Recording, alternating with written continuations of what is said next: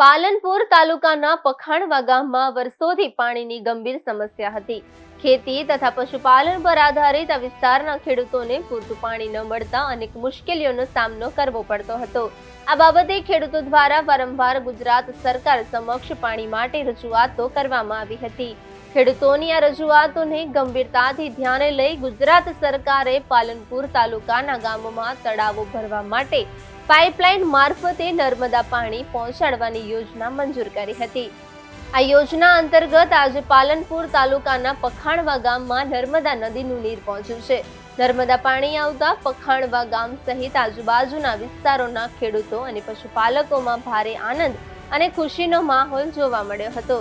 લાંબા સમયથી ચાલતી પાણીની સમસ્યા હલ થતા ખેડૂતોમાં નવી આશા જાગી છે।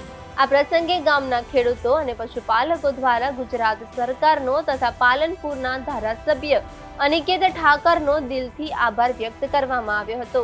ખેડૂતોનું માનવું છે કે નર્મદા નીરથી હવે ખેતી, પશુપાલન અને ગ્રામ વિકાસને નવી દિશા મળશે।